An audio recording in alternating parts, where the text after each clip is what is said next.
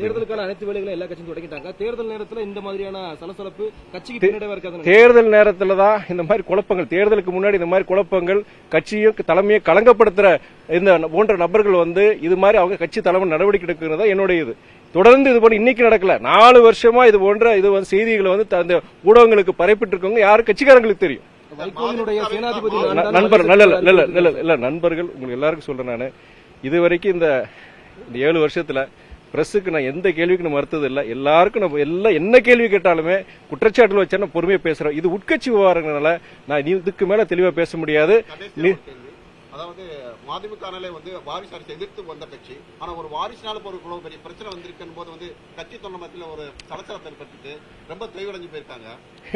இது என்னன்னா ஏதாவது உங்களுக்கு எல்லாருக்கும் பலமுறை சொல்லியிருக்கேன், எல்லா நிர்வாகிகளும் சொல்லியிருக்காங்க. நானோ தலைவரோ விரும்பி இந்த அரசியலுக்கு நான் வரல. நான் இயக்கத்தோழருடைய நிர்பந்தத்தினால் அது வந்த நான் சட்டமன்ற தேர்தலில் கொடுத்தது ரகுராமன் அவருக்கு கொடுத்திருந்தேன். நான் இந்த எம்பி எலெக்ஷன் இதே நிர்வாக குழு எம்பி எலெக்ஷனுக்கு முன்னாடி எங்களுக்கு சீட்டு ஒதுக்குறதுக்கு அப்போ தயவு செய்து ஒரு சீனியருக்கு கொடுங்கன்னு தான் நான் சொல்லியிருந்தேன். ஒட்டு மொத்தமா இங்க சட்டமன்ற தேர்தல் எடுத்த முடிவு இப்பயும் நீங்க எடுக்கக்கூடாதுன்னு சொல்லிட்டு நிர்பந்திக்கப்பட்டு அப்பயுமே இந்த பொறுப்பை நான் கொடுத்தாங்க.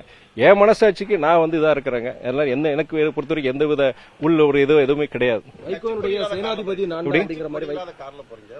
இது தலைவர், அதாவது முதன்மைச் செயலர் இருக்கும்போது கட்சிக்கார் யூஸ் பண்ண முடியும். முதன்மைச் செயலர் பதவி இல்லாத போது அந்த காரை யூஸ் பண்றது இருக்காது.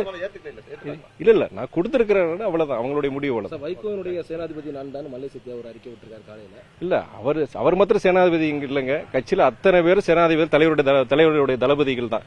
அவர் மாத்திரம் அந்த உரிமையை கொண்டாட முடியாது. கடையில இவருக்குனாச்சு இத்தனை தடவை வாய்ப்புகள் கொடுத்திருக்காங்க. ஒவ்வொரு தேர்தலையும், சட்டமன்ற தேர்தலா இருக்கட்டும், நாடாளுமன்ற தேர்தலா இருக்கட்டும், கூட்டணி இருக்கோ இல்லையோ அவருக்கு வாய்ப்புகள் கொடுக்கப்பட்டிருக்கு.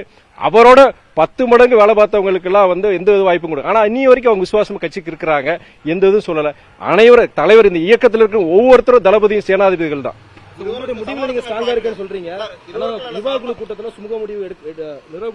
சுமூக முடிவுங்கிறது அது தலைமை என்ன நினைக்கிறதோ அதான் அவங்க தலைமை முடிவு, இறுதி முடிவு.